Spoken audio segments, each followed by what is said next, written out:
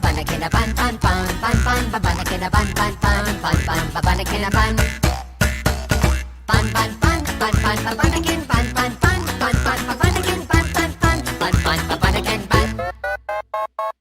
This is Speedy the Bunder Dragon. Here comes Cat, slowly lagging. Tupper in tow, always tagging along. Vi dreams big but drops the ball. Her petite pal Pam is tough but small. Kiki loves books, she reads them all. And the twins, they brawl. In a land of wonders, both great and small. In Bunder Valley, you'll see it all. Come discover the mystery, what it means to be a bun bun bun bun bun bun Bunderkin a bun bun bun bun bun Bunderkin a bun bun bun bun bun Bunderkin bun bun bun bun bun Bunderkin.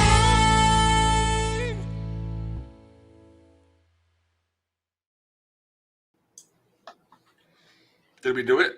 Did it work? Welcome back. Are we here? Are we live? Oh man, I can see the chats are bustling. Hey, let's go. Welcome back, guys, to the Bunderkin Weeklies live stream. It's been a few weeks. It's been a few days. It's been a minute since we last got together. Welcome everybody new that has found the greatest project ever, which is Bunderkin. I'm Stephen Kendall. This is Jon Snow. Yeah. And yeah, I don't even think the last time we had our live stream, we even said like, this will be the last live stream for a while. We just went, what do you call it? Hermit style. We just like vanished. Crazy enough, we did not stop working on Bunderkin the entire time. We had a little bit of client projects going in and out at the company, but honestly, Bunderkin's been going full force. So I want to catch everybody up on what's been happening on Bunderkin. And I have a list of things here that I'm going to kind of go over, kind of an agenda, if you will. 1 second.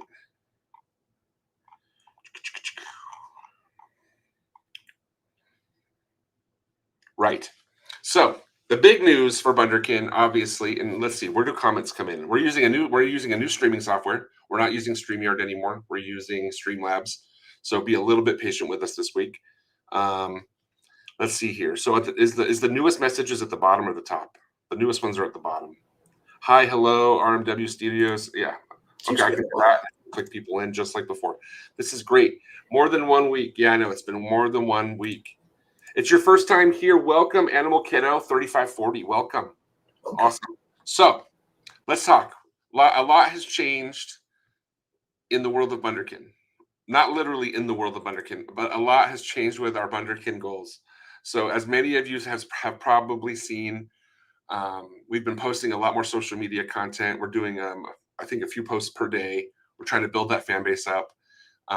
And the big pivot, the big news that we want to talk to you guys about is a game. So I'm going to tell you the whole story about how it happened. And so we were originally rendering Bunderkin, the series, in Maya, using Maya as a 3D animation software, and then rendering in Arnold. And that's called the pre-rendered solution, which means that it takes like the computer like a minute to render each frame. It's not a real-time solution. So I started asking some friends, and honestly, to be fair, a lot of my friends in the industry, in the animation industry, have told me for a good multiple years now, you should really try bringing Bunderkin into Unreal. And I've just been, I'm a little bit of a, I got gray hairs in the beard. I'm a little bit of a, you can't teach an old dog new tricks. So it took me a while to listen to their advice, but I finally did. And I realized, oh my gosh, this is so powerful. So I started playing around, bringing in little assets here and there. Like, oh, look, this is a barrel. It's a barrel in Unreal. Oh, look, this is a fork in Unreal. Oh, look, this is a mailbox in Unreal. Oh, this is a building. Oh my gosh, what if we build it? And instantly, as I started playing with the new software, like the whole city started to come alive. So what I want to do is demo for you guys the city, what we're kind of building in Unreal. It's still in a very rough prototype state. We can talk about what the game's going to be, what the theme's going to be, and the story around that as well. But I really want to just kind of introduce you to the awesome, okay, the special sauce. Let's do this. I'm going to share screen here. Hopefully this works. Yeah. Can Can you guys see this? Okay, good, good, good. I'm gonna hit F11. I'm gonna hit play. All right, I'm gonna hit F11. So 1 second here. Let's see if our software and my video cards can keep up with this. Good. All right, you guys are watching this, right? Cool. So what we have here is kind of just our base like sandbox for Bunderkin. We've been in all of these trees and bushes and grass. All of this is kind of things that I've been solving over the past few months just to get the Unreal demo in place. So he looks a little bit. I got to tell you, there's a lot of things that aren't working for this. Like he's a little bit blurry here and there. And like his facial textures are kind of grainy, but maybe you guys can't tell at this resolution. But let me just wander around and we can check this out. So we got beautiful trees, different varieties of trees and colors. And again, this is a little, it's just kind of a big sandbox. This is I can just kind of show this stuff at a big level. So this animation here, he's supposed to be whipping out his slingshot, but there's no slingshot at the moment, but we can use this mode to kind of view the world. That is the size of the kinder tree. The leaves look stupid. Don't get me wrong. I understand that. We haven't gotten to it yet. But inside that kinder tree, inside that hole at the base of the kinder tree is Bunderhollow. Fun fact, Kathy actually lives in this little outside stump here. Let me just kind of wander up here. Kathy, there's no bushes yet. There's going to be a path and mailboxes and it'll look beautiful. But this is Kathy's like knitting box, his grandma's yarn box house. So he lives out here outside of Bunderhollow proper. And let's go run inside. Ignore this windmill that's crashed into the ground. This is literally just me being an idiot and just taking a windmill and throwing it to the ground. So we got little different types of quakey trees coming up here. Look how pretty. Yeah, and there'll be little music and little bunnies and butterflies, and it'll have all the lovely. There's a duplicate of Kathy's house, which is not the real thing. This is a cheap facsimile. So, and again, the textures on the tree are really garbage at the moment. They're not there, but you can kind of start to gauge the magnitude of Bunderhollow. This path as well is all low res. It's going to look amazing. Don't get me wrong. So I'm going to start demoing some features here. Again, it's all super kludgy. We're really in early dev mode here.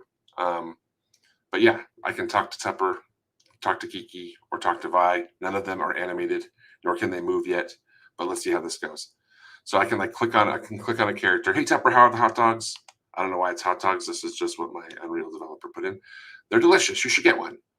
After you find a mask, of course. So I'm going to go talk to Kiki, if I can. See if this works. Hey there, little one. Do you want a mask? Yes, I do. Great. How about this one here? Wow, that one's awesome. Thank you. Blah, blah, blah. Terrible fate. Something, something. And then I'm going to talk to Vi. Nice try, BD. I know it's you under the mask. So she detects that we have a mask. So this is just kind of us doing some situational animations. So what I really like about these is we wanted to ignore the fact that Kiki's actually shifted behind the templates are all broken at the moment too. There's a lot of caveats here, guys. This is an early dev. But what we wanted to do is we're going to have voice acting. We're going to have vocalizations when you talk to a character. So when you talk to Tupper, he might make like a oh, like a hey, like a kind of like a welcoming noise. And we could also have the voice actors read out all of the lines. But what we wanted to do here is something similar to if any of you have played Hades, something where you get the character animation, you get the character profile pick up close, high resolution, and it feels a little bit more alive. So let's go into Bunderhollow. So I know you guys are all excited here. So let's see. So this is the main entryway of Bunderhollow. Again, caveat: ignore that those branches are different colors, but whatever. Right here, there's actually going to be a giant wooden facaded mural of the founders of Bunderhollow, kind of like a giant Avengers poster of them looking really awesome. You have the 5 founders of Bunderhollow. They'll be there. 6. Yeah, John? 6 founders. 6 founders. My bad. We recently made a change. 5 founders rolls off the tongue. But to be fair, the chess-like game in Bunderhollow is still called 5 Founders Fief. So that will always be 5 founders, but the actual number of founders in the lore is 6. So let's go in here. I know you guys are all excited. I'm just kind of stalling. So here we go. So we got a lot of things, and anything that looks white and gray is not fully textured. In fact, honestly, the things that look like they're textured are probably still not textured. So again, lots of caveats here. Yeah, we've yet to do a more in-depth color pass on a lot of this. Yes. Can you move your microphone closer to your mouth a little bit, John? Yes. Thank you. Yeah. So yeah, all of the colors are totally bogus. All of the lighting is a little bogus. But what we did kind of add is like this giant boardwalk area inside Bunderhollow. So I'm just going to zoom through here. This is where the fishmonger is going to be selling fish. There's going to be a little niche right here where a musical band plays. We got a jewelry store here. This is a clothing shop. Around the corner here is a Piki Tiki pot store. And you can kind of see some of the details of that coming in. There's going to be a lot of pots and barrels and crates as well. This is really early on, guys. I hope you understand that. This boardwalk area is all kind of encompassed by these chained little cute little fence posts. Down here, there's going to be a stream. So Bunderhollow also has this large stream that's running through it. This is like the police station right there. I'm going to jump on. I'm going to do some. This probably won't be actually permissible in the game, but while it's a demo, I can do whatever I want. Let's see here. Ooh, come on. Don't look like a boomer. I can play games, I promise. 1 second. The topology is working against you. Yeah, the moveset has changed so much in the last little bit. Oh, man. Let's see. You can see all of the bugs. 1 second. I want to get up here. I want to so bad. I'm going to do it. I just have to work this angle. So in game development, you have what we call colliders. And colliders are things that prevent the characters from moving in between, into the objects. Right now, we're using the actual meshes of the geo as the colliders, which makes for a lot of chaos like you're seeing now. So you can't actually, I'm hitting every little polygon on that wall. I can't do it, John. I did it like literally 5 minutes ago, but not today. But yeah, we got a little sandwich shop here. We're gonna have the main store. We have a little barber shop here with a spinning pole. And yes, we got a lot of beautiful stonework and things. Look how awesome this looks. This little thing here is probably the best textured item in the game demo. Like we got high resolution maps on these little coupons on this little kiosk thing. But yeah, this is all stuff we've been working on. We were working on this for the pilot, and we've been working on this all summer, and bringing this into Unreal was a really great tool, because it's one thing to look at what we're building in Maya, but to see everything here at BD's level helped us to get a better idea of on scale, this is area's too tight, needs to be bigger, we need more room here, this is too big. Yeah, exactly. And once we kind of got to this phase, we're like, wait a sec, this would make a very compelling adventure game. Exactly. So the genre of the game, we can talk a little bit about the story, but I kind of just want to show everybody the world still. We can do other live streams where we get into the story as well, but we'll talk a little bit about it. But the genre is going to be a bit of it's kind of like a Majora's Mask mixed with an Untitled Goose Game. Kind of a mischievous kind of game where a kid can cause havoc on a town, but also there's going to be a bit of a time manipulation component to it, like in Majora's Mask. And we're going to talk about that in a little bit. I just kind of want to showcase all this work that we've been doing. So a lot of the work we've been doing is just the city planning in general of how you can actually, navigate around. You can see random things have better textures than other things. So, you never know if you're just, but yeah, let me go in here. These stairs happen to be lovely textured. Thank you, stairs. Look how lovely this looks, guys. Look at this. This is crazy. Look at that. That's the clock tower up there. Crazy. Just gonna keep moving this way. So a lot of this has been, for my brain, I love mapping out the city and doing a lot of city planning in general. Actually, right here we have we're gonna have two ramen shops, like two feuding like a soup store and a ramen store, or was it soup and stew? I can't remember. I think it was. Yeah. I think it was soup and ramen. Yeah, soup and ramen, exactly. Long family feud. Yes, you got lots of little homes and things. This area, again, I know it's hard to see with everything being white and not textured yet. But what's really cool about Bunderhollow is the verticality of the city. That's kind of one of the coolest things about it is you can you can get a sense how this whole entire world's going to be a stage for this mystery adventure. The game genre, what we love about Majora's Mask, in addition to the time jumping, is the number of like NPC quests, like the depth of kind of being able to manipulate people's fates by talking to them, and then kind of doing a lot of mini missions and side quests. And because as much as we want to do like an open world game for our little studio, like an open world game is not necessarily feasible at that stage, but it could be in the future. But for this first game, what we want to do is a mystery adventure game that takes place all in Bunderhollow here. And the reason I'm gravitating towards the Majora's Mask type of dynamic, where there's day 1, day 2, and day 3, and you can kind of time jump back and forth, is because it'll give us we can get the greatest amount of bang for our buck on the city development here, if that makes sense. It's one big dense sandbox. Yeah, it's a really dense sandbox. So this is all the exterior of Bunderhollow. In fact, let me go to what we call Old Town over here. All of this will look like a street. In fact, this upper area is going to be kind of a ritzy area where people dress a little nicer, and the shops and restaurants are a little bit more schmoozy. Let's see if I can make some maneuver this. This is one of the more older areas of Bunderhollow, where there's going to be like a founder's kind of landmark here. Yes, and I think,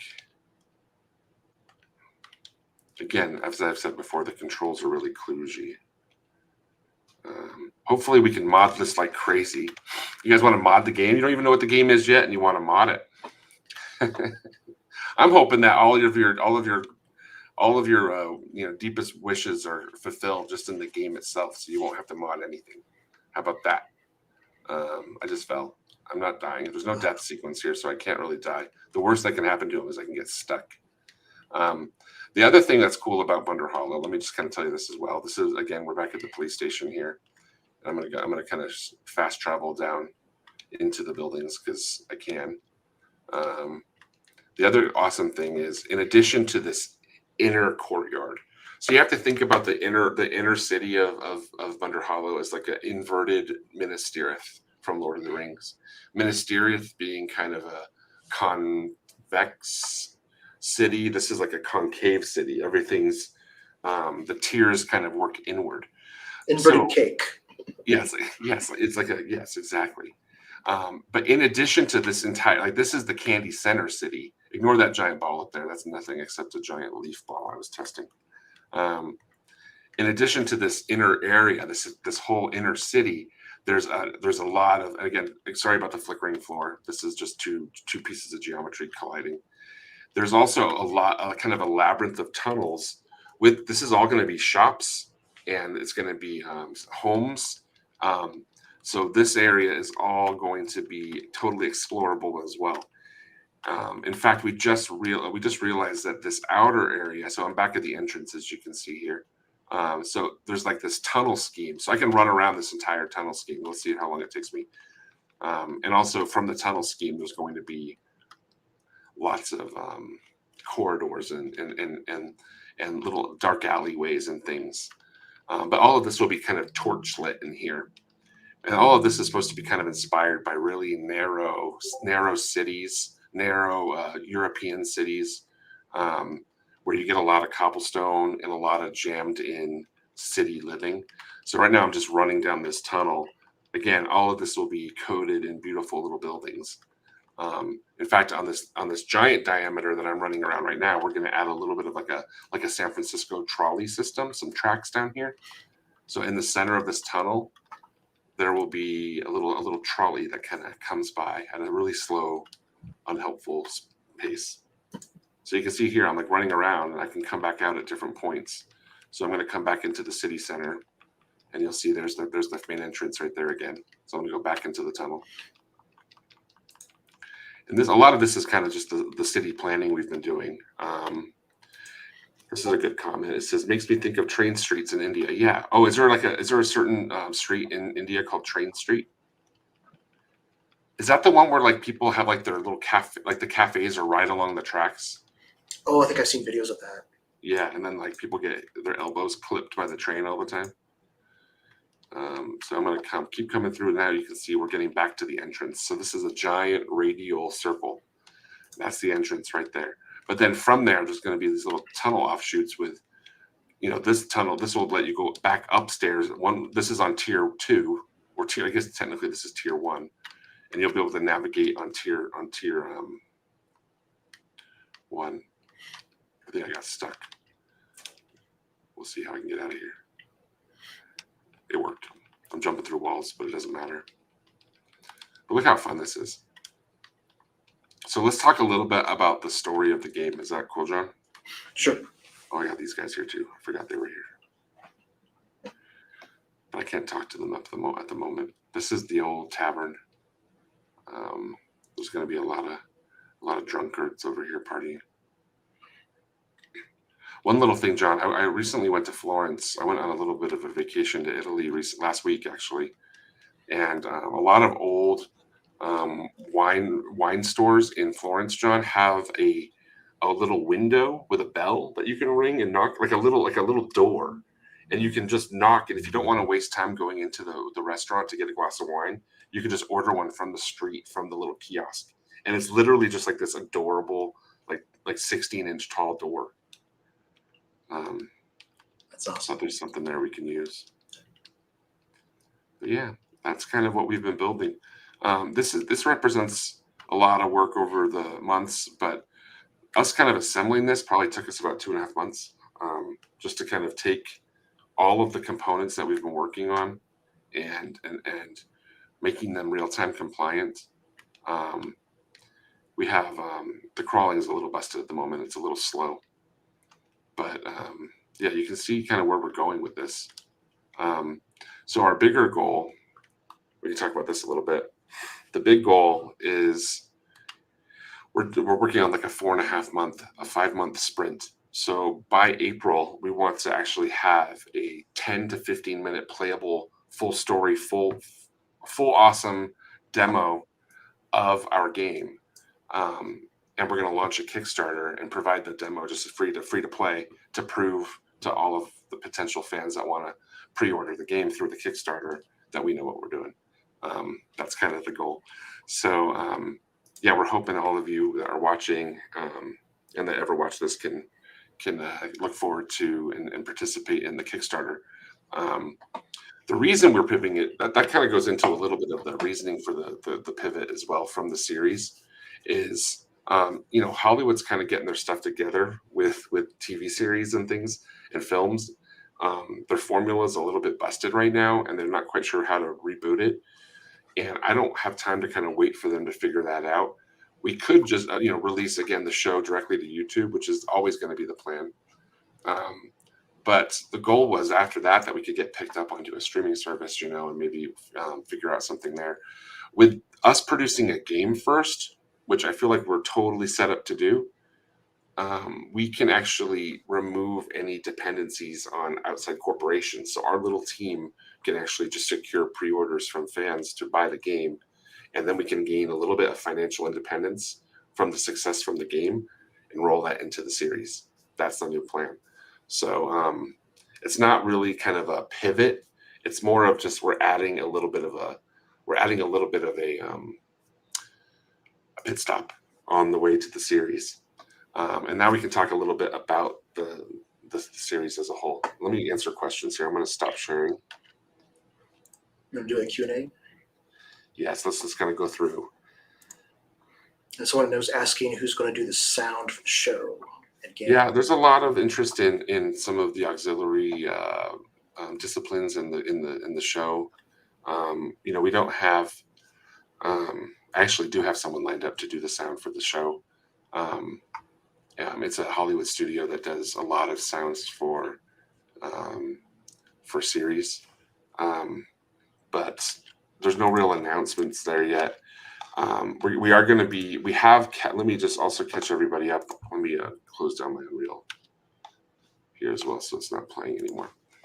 We have also finalized the voice of BD the Bunder Dragon, as well as Vi, as well as Kiki, and Kathu, and but we're not announcing those yet. We have recorded them for the pilot.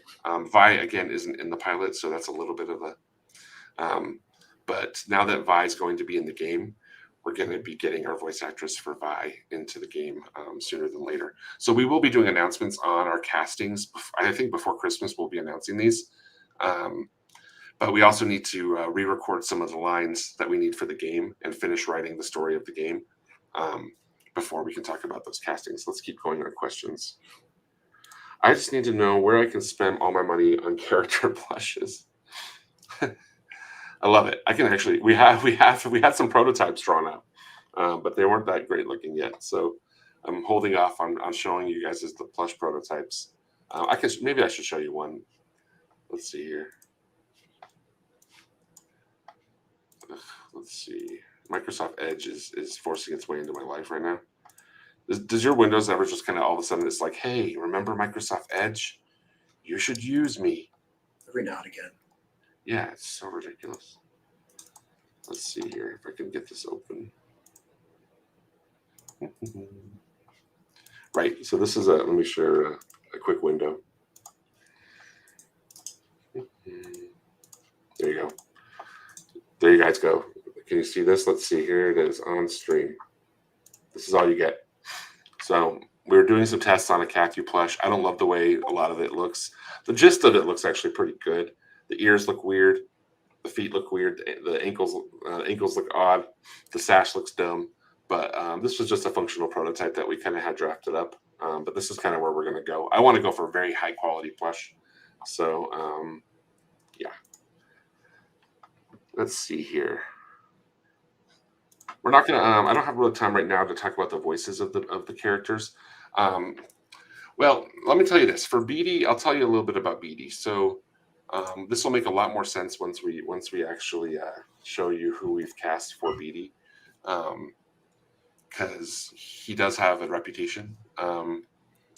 It's he's a rapscallion, right? He's not an innocent little kid. He's a little bit of a smart aleck, so a little bit of a smartass. So the challenge with BD throughout the show is the audience will always be like, oh my gosh, do I love this kid or not? Like he can be so mean, but at the same time, you're gonna root for him. I guarantee it.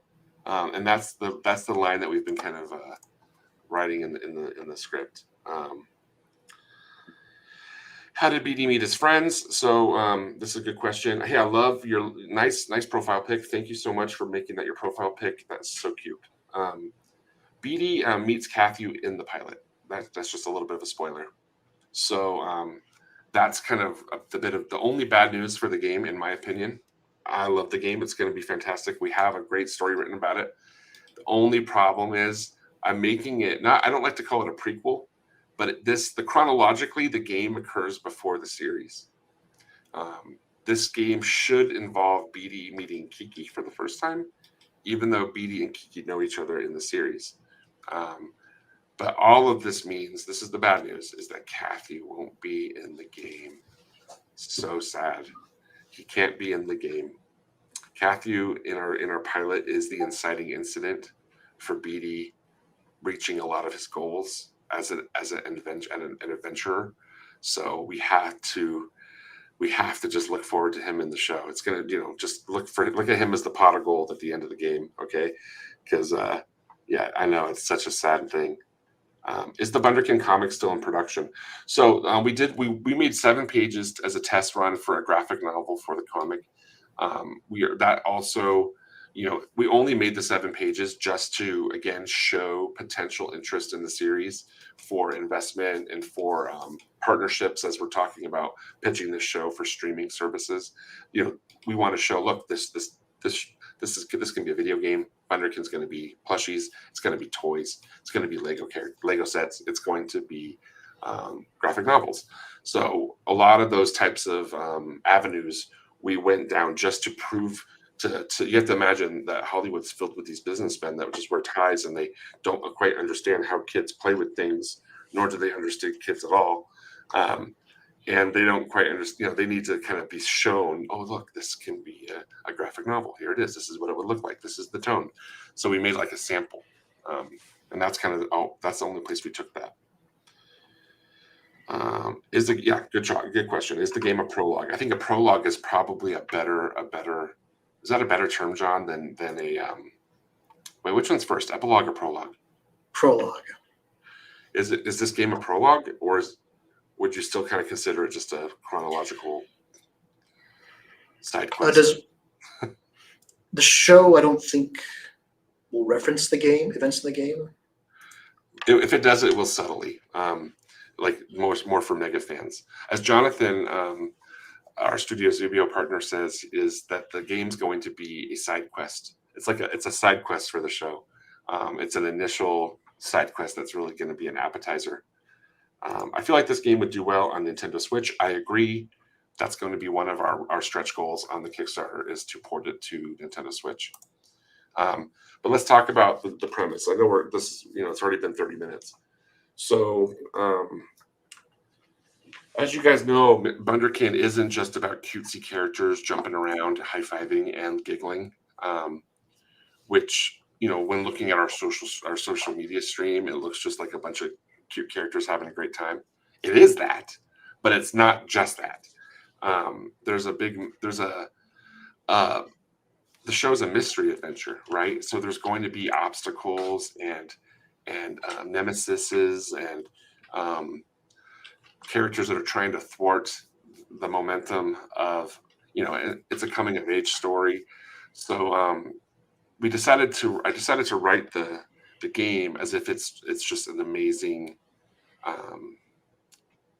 adventure chapter. It has its own villain.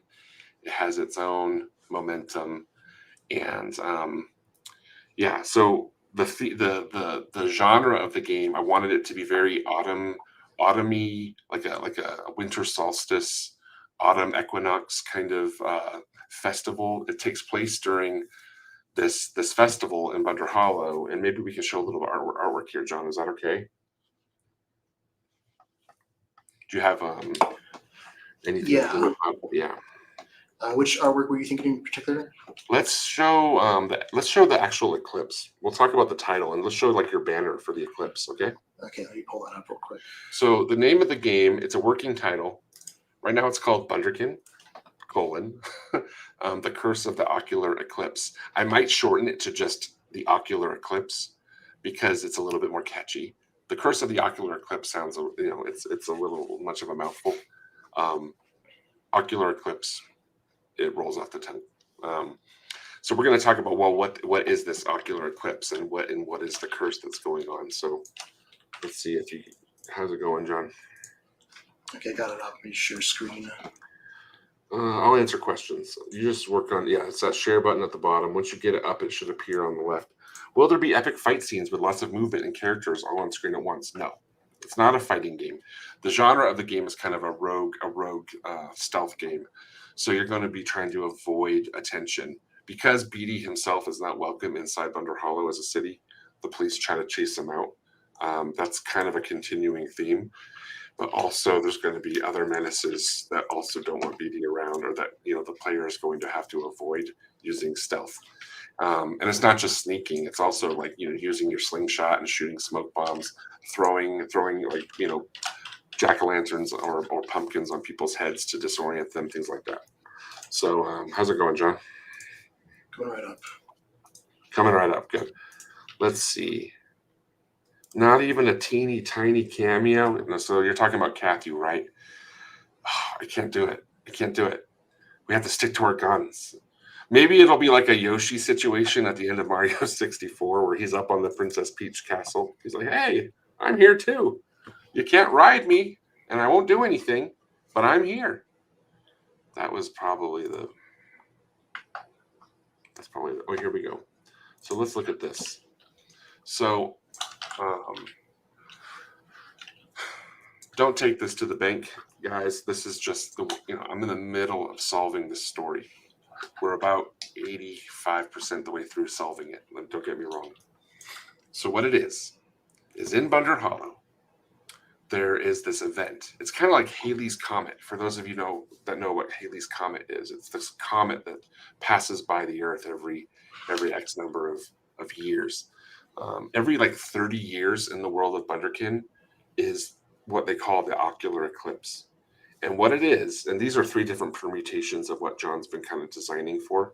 What it is so Bunderkin there's 2 moons to their planet.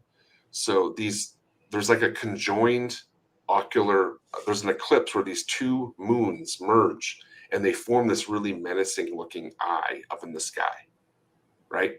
And there's a festival regarding the Ocular Eclipse, and it happens again. It's kind of like some people hype themselves up for it because it's such a rare occurrence. So the Ocular Eclipse in autumn is kind of intertwined with Halloween themes, little jack-o'-lanterns and things.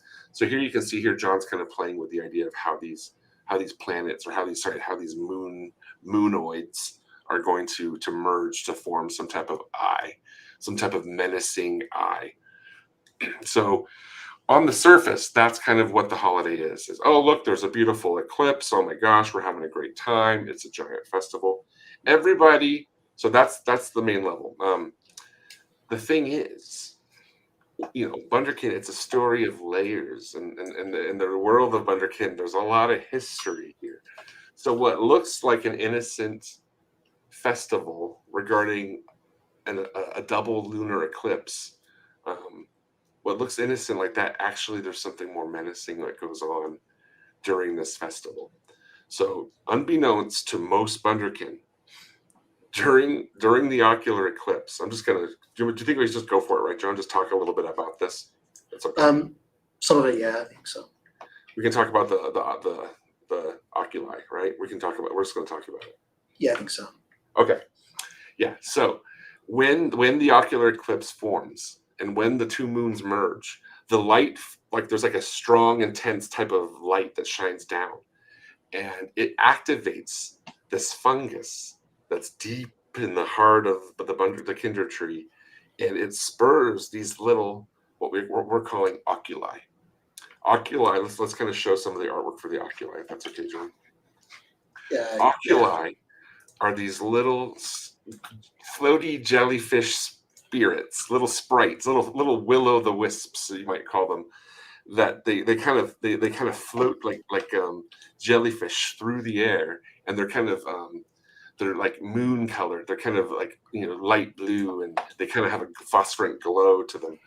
Anyway, and they're super adorable, and they're about the size of a baseball. They're really small. Problem is what occurs is these oculi hatch during the Ocular Eclipse. They find hosts, Bunderkin hosts, and they latch onto them. Let's see if we can get that artwork up, John.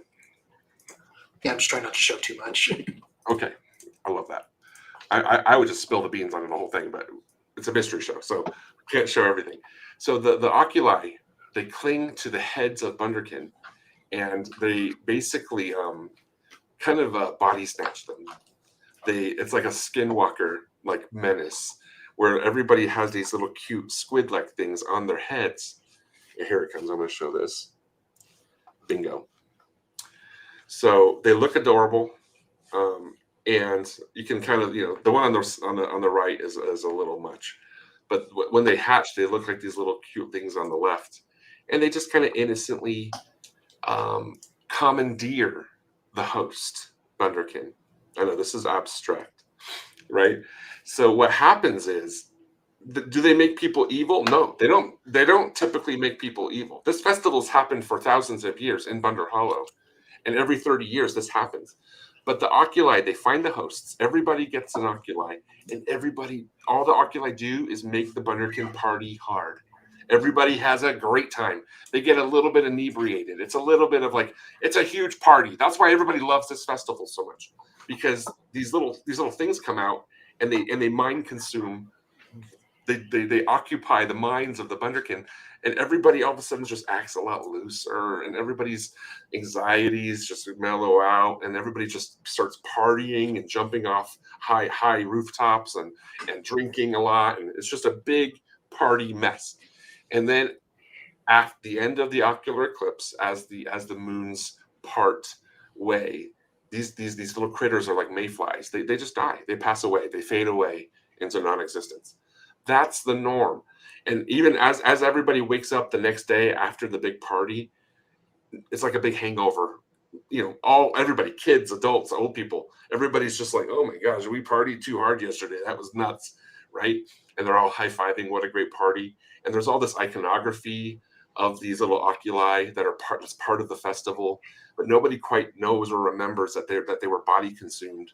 They were mind consumed for a 24-hour period. That's the norm. That's what actually happens. So again, on the surface, it's an innocent festival. What actually is going on that a lot of the Bunderkin don't really realize is that they're being occupied, and they're being symbiotically hosted by a parasite, and they're partying hard, and then the next day they just wake up. That's the norm. This time for this story, there's another menace, and we're not going to talk about what that is at this point. But some things occurs that makes the oculi that it corrupts the oculi. So instead of them fading away after 24 hours, they last a lot longer. And the longer that they last, they're not meant to live beyond 24 hours. The longer they cling to the host, things get a little creepy. So that's where you have to think about. As I've told you before, we have a little bit of a Majora's Mask day 1, day 2, day 3 situation going on. By the time day 3 is going on, it's Armageddon. It is an apocalypse. Bunderkin are walking around like twitching zombies. It's crazy. And Beatty, it's up to Beatty and some of his friends to thwart the menace of the oculi, and to kind of figure out how to stop the world from being eternally consumed by, for some reason, the eclipse that's not leaving. The eclipse, for some reason, is stuck, and it's not passing by. So the oculi are getting emboldened. That's the premise. And yes, so I know this is crazy, right? Let me catch up to some of these questions here. Let's see here. Let me go back to the beginning. How far back are we? I knew it.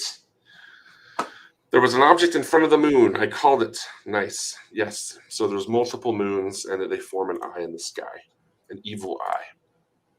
Will there be skins or accessories you can get for each character? I'm not a big fan of DLC.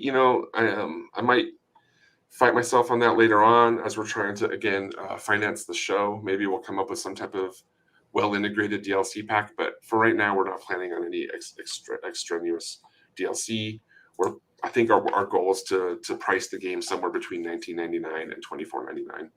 And our goal, this is still very premature, is to provide about 30 to 45 hours of gameplay. With that, again, plans might change, but that's the plan.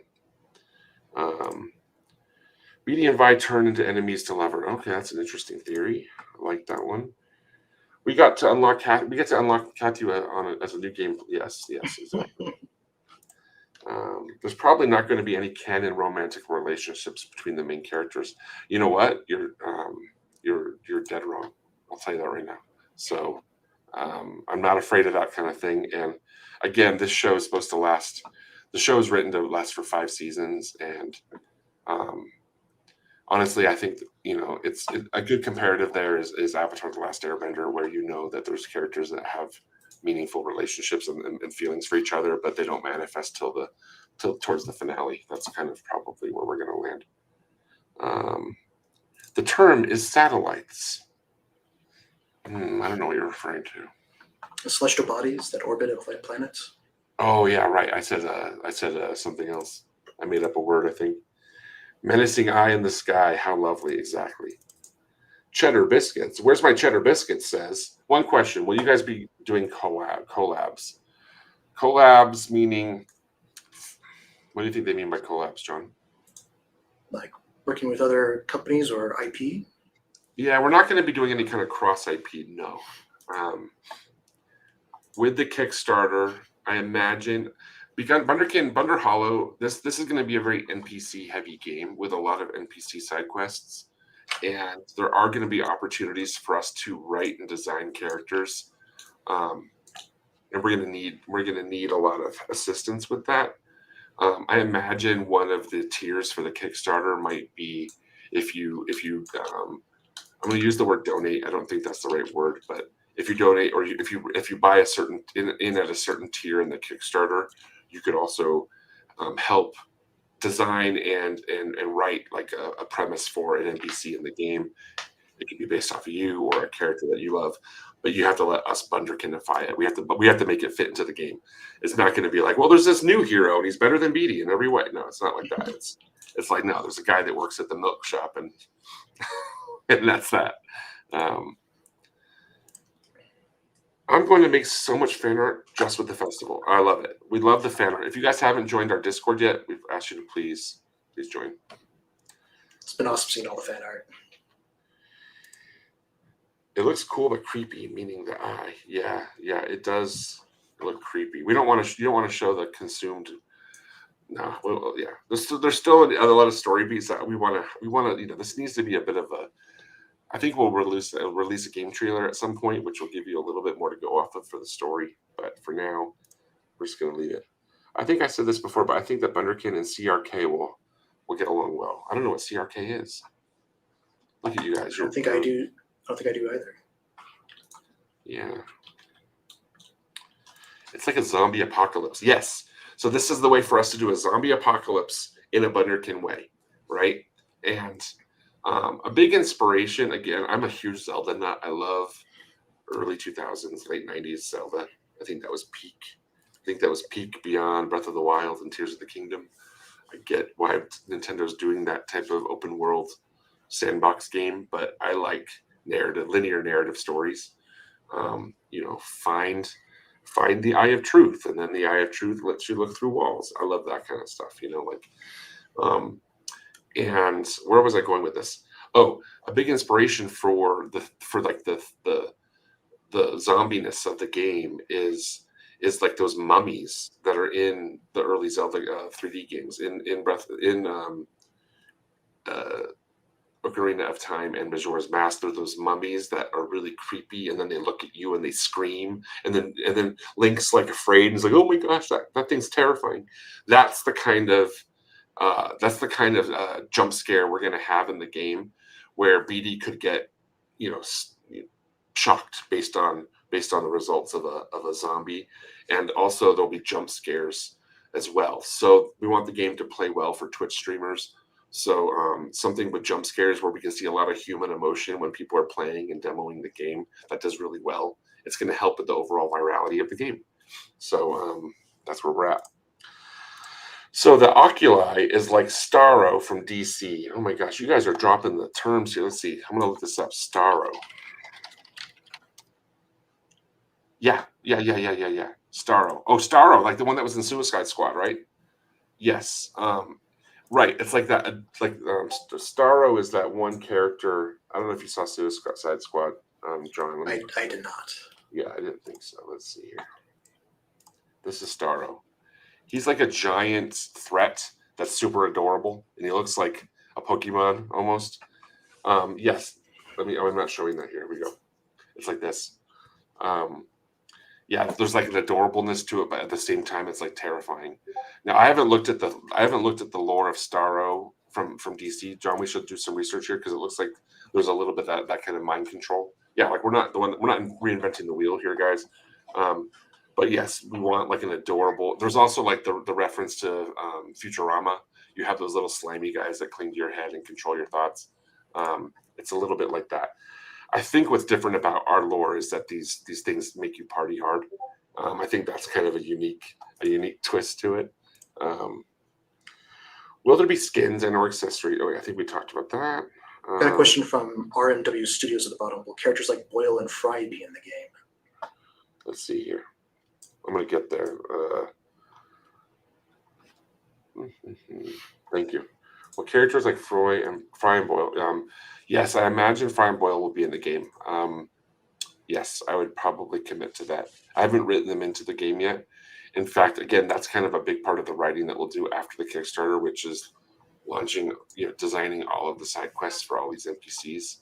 That's what's going to be the meat of the game, even over like combat or platforming or doing, amazing parkour. The meat of the game is going to be kind of triggered by NPCs, and it's a lot of side quests, mini quests, inventory, collecting, and things like that. Multiple moons. Who the heck is this guy? I don't know. Who the heck is Guy? I don't know who Guy. Oh, you meant the guy that we showed of the art of the guy getting sucked.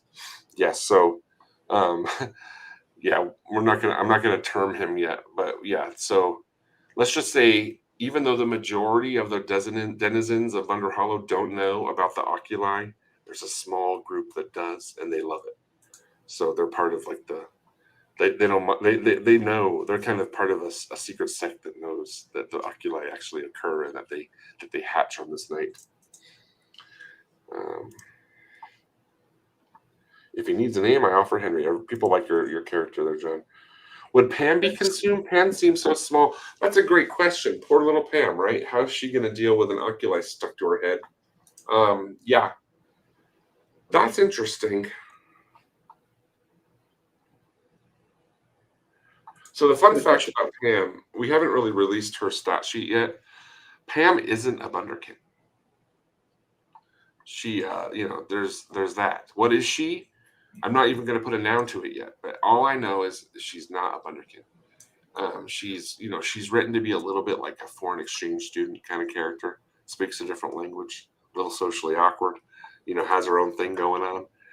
That's kind of the trope I'm writing in with that. But I don't know if she'll be as consumed or not. Interesting. We need to think about that, John, as we write more for the game, because that could be an interesting little side note where Pam is somehow invulnerable, immune to their effects. How many people do you have in the team? Great question, Millart ST. So, over the summer, it's been really light. It's been John and I and Matt doing most of the work. And on Monday, we have 4 new people starting at Studio Zubio. We have 3 new Unreal devs and 1 new producer coming in. They're going to work here at the studio with us. We're so excited. We've never worked with them before. It's going to be crazy mayhem. They'll probably be on the live stream going forward. Samantha's coming back to hopefully write on the show, on the game. We have Cameron, who joined, who's another Unreal dev. And we also have Nate Rivero, who joined about 2 months ago. He's the one that's been programming BD with his moveset in the Unreal demo. So, our team is probably going to be about 10 or 12 for this game, which we're at capacity now. Like, we only have 10 or 11 desks here at the studio. They're all going to be filled for the first time ever. Super exciting. So, the reason this is all happening is, again, because the game promise is much more tangible. We feel a lot more comfortable in staffing up for the game right away, because we feel like with the Kickstarter we can have a really successful hit on our hands. Nothing risked, nothing gained. That old saying, that old adage. I like the horror. It sounds like the horror tag should be included in the game tags. Probably true. It's not. I don't know if it's quite horror. John, would you say this is a horror game? I would compare it to like Zelda Wind Waker, where like it's colorful, it's cutesy, but also there's danger. Like you see your first re-dead, and it's kind of scary. Like, holy crap. Yes. Yeah. I don't think we're gonna get into I don't think it's gonna get into that crazy. Although, you're making me think here, Bird 1127. I have thought a lot about like the death sequences in games like The Last of Us, like when the zombies do get you. there's a whole death animation of like, ah, and you're like, ah, and then you see the guy bite you, and then blood squirts out, and it's really gory.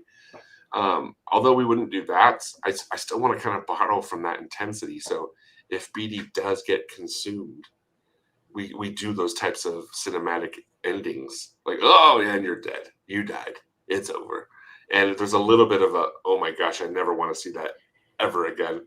So it's almost like a motivation for you to try not to die ever again, because it's so kind of emotionally straining. I want collectibles. Cooper's Guild, you're gonna get them. It would be cool and menacing if the character's eyes started glowing or changed a bit when they. And the logo. I don't know if you're seeing that, Barnabas, but the Bunderkin icon comes in front of. Yeah, thank you. It would be cool and menacing if the character's eyes started glowing or change a bit when the oculi is on them. I agree. Yeah, I actually sent out like a little image where I got rid of the pupils on the characters when like a zombie, like the eyes roll back or something, or their eyes go glow like the color of the moonstones or the moonlight. Yeah. What romance? What? I know you'll have to wait. Yeah, everybody's like, okay, wait, say that again. So who's getting down with what? No, it's. I know you guys are excited about the romance of Bunderkin. I am too. I always like to tell everybody, like, look, I was 6 when I started liking girls. You know what I mean? Like, it's there. It just doesn't mean you have a lot of game. You don't have a lot of things to do with that, with your feelings at that age. But the intent is there. And these characters are actually emotionally more towards 13, 14, 12 to 14, maybe 10 to 14. But in the world of Bunderhollow, they're a lot older than that. So Pam and Tupper calling it. That's not the case. I'll tell you that right now. No, thank you for the response. You're welcome. I believe it's pledge. Oh, right. When I was saying earlier about donate to Kickstarter, it's pledge. Yes, when we start taking pledges. Thank you. CR Key is Cookie Run. Yes. Starro the Conqueror. Yes. I'm gonna consume a lot of Starro research this weekend, guys. I kind of wish this, but maybe there will be a musical moments like characters singing or something in it. Yeah, I understand where that comes from with such hit shows like Has Been Hotel. There's a lot of great musicals and music that's being written for animation. We have a character specifically written for Bunderkin, who's a bit of I call it, what's the term again? A troubadour. He's like the town troubadour, which is like a town minstrel. If we do have music numbers, it won't be fully engaged. It's going to be, let's just say the music's going to spawn from him, where characters would come in and sing along. But it's not going to be like these are my feelings, so I'm going to sing them out kind of vibe. I'm actually pro musical. So as I say this, I kind of have to bite my tongue a little bit because I'm like, oh, I do love that. But yeah, no, it just doesn't quite fit with the epicness of the game, of the series. That being said, there could be exceptions to the rule. Dream sequences, all that kind of thing. Okay, how are we doing? I can see Pam floating away. Oh no, I hope she doesn't float away. Pam strikes me as having a silent hobby, like weaving little sculptures from blades of grass. I love that. That's a great little moment. That's a good little character moment. I've said this before on the live stream. She is the most industrial of all the characters in the show. Pam is super capable with chisels and hammers and nails and tools. Like, she's actually quite dexterous. She has great dexterity. Let's just say her dexterity skills are high. But that's supposed to be again a juxtaposition based on the fact that she looks like a little puddly nobody that can't do much. She actually can, and she does. Mustache, possibly ice sculpting. Interesting. I'm not sure how that fits in. I waited too long. Sorry to ask this again, but will the game and show be released at around the same time or not? No. So the game's going to be released first. Now, the show might commence production during the cycle of the game. Jonathan and I were plotting that out this morning. on how things could look next year. Yeah, the Kickstarter component of us actually securing pledges for a game will allow us the budget to pursue the show immediately. Yeah, that's kind of the goal here. You should think of it as a stepping stone. A stepping stone, a necessary stepping stone. You should take a look at how Outer Wilds handles death. It's not a horrific animation, but it's a clean way of handling the loop reset. I love Outer Wilds. Do you? Yes, it's a fantastic game. Tell me about it when we have our next meeting. You should take a look at Outer Wilds. Okay, yeah, I already answered that. I feel like there's an escalating tier: spooky, creepy, and horror. Yeah, it's not a horror game; it's creepy. I always say Bunderkin's an eerie, cheery game where you have little cheery. You have beautiful flowers, but at the same time, you have deep decay and menaces. How old are the main characters? I think I already answered that a little bit. Spiritually, they're 10 to 14. Let's just say that. I actually have an arsenal of BD and Vi ship art I haven't sent in Discord yet. Well, depending on what you're depicting there, maybe sit on that for a little longer, my friend. Let's see. Oh, that's dope. Right on, guys. So the Discord. If you guys haven't joined the Discord, join the Discord. It's super fun. We got, honestly, it's only been open for a few days. We got a lot of people posting in there.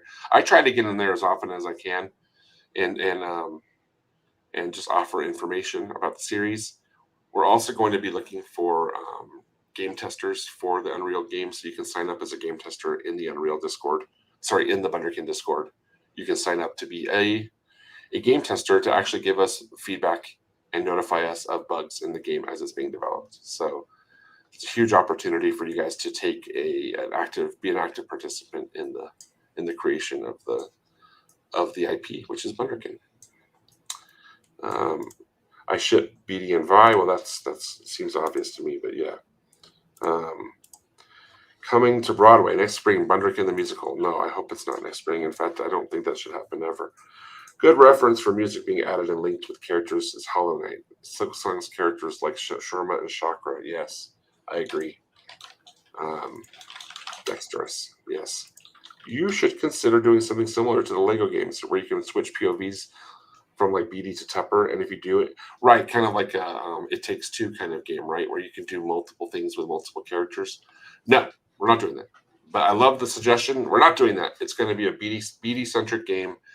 You're going to be you're going to be able to collect friends like items. I'll tell you that. So like you have to build up your trust with people for them to rely on them to help you get to defeat the menace. But yes. I love your icon, by the way, BDX67. Will you make a trailer for Bunderkin? It would be really awesome if you did like really, really awesome. I know. I totally agree. Yeah, like we've done some test footage with the voice talents that we've secured. We haven't showed those out. We're not showing those quite yet. We might show those as we announce who those voices are. I can tell you that BD and Vi are relatively well known personalities online,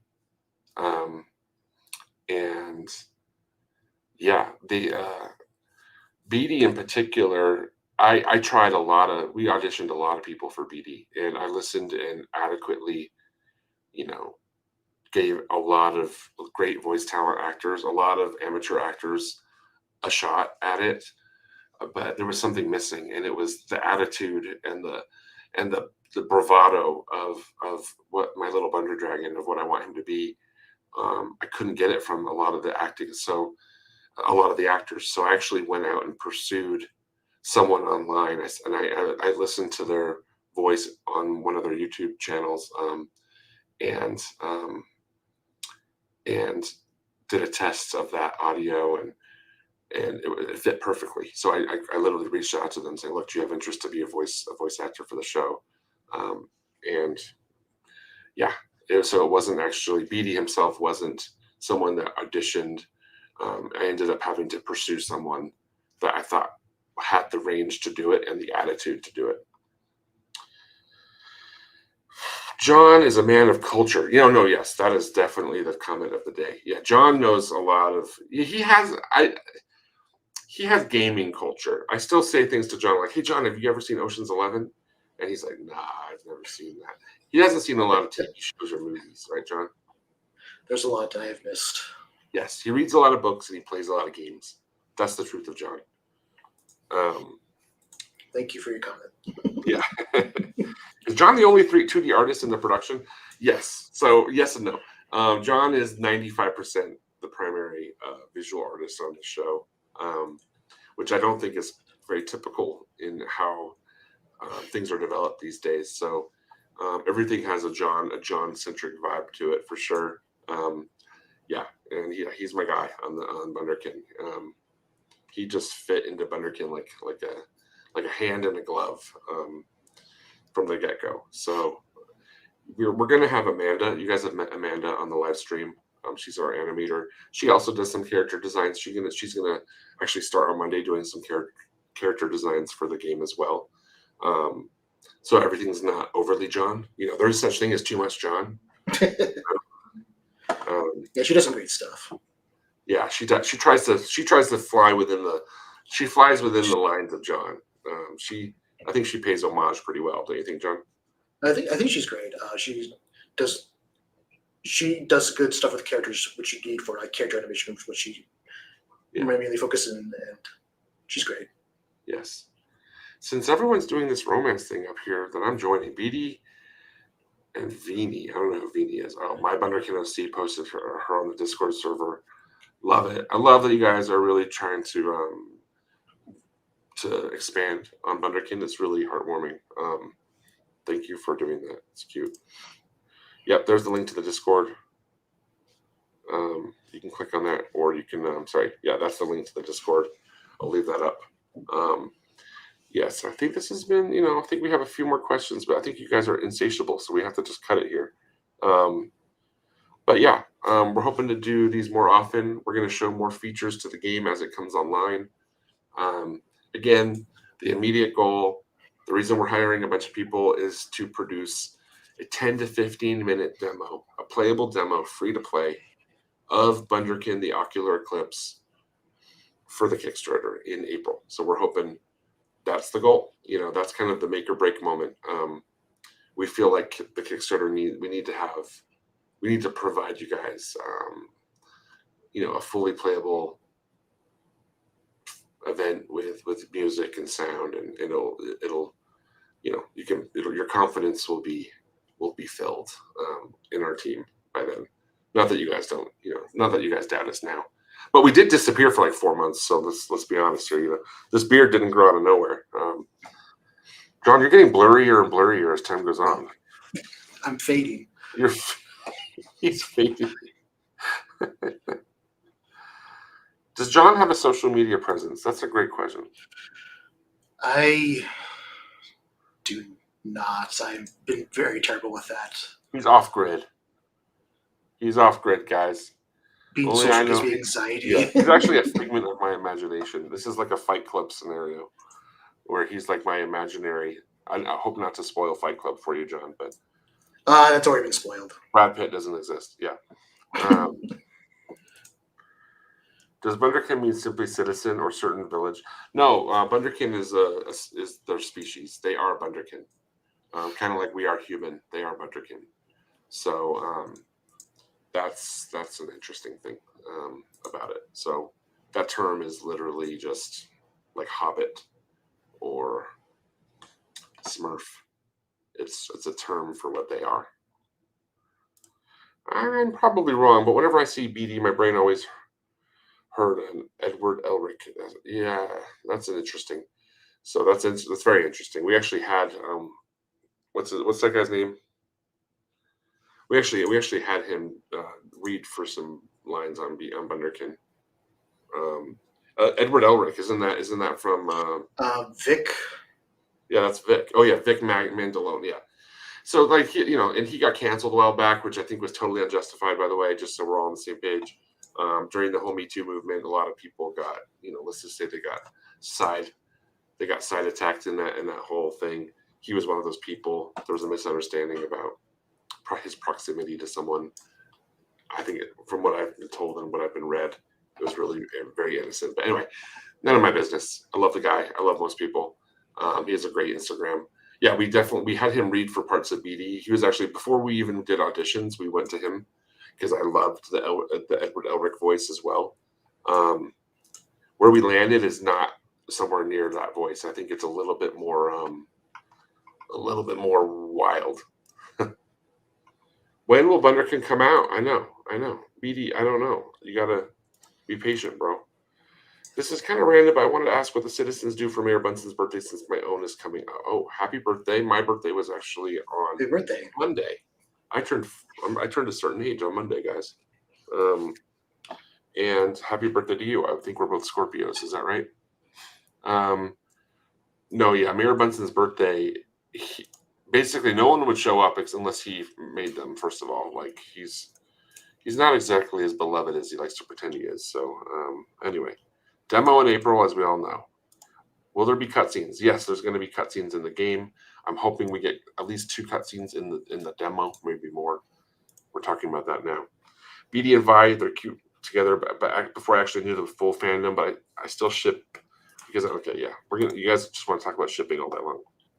John is fading away. That's the comment we're going to end on. Yes, we're going to end on John's fading away. How were you fading away? Did you just kind of lean backward and start fading? I don't know. Welcome back, guys. But we're back to Bunderkin. Don't give up on us. I promise you, this is happening. Thank you so much for joining our live stream. And we are going to end it now.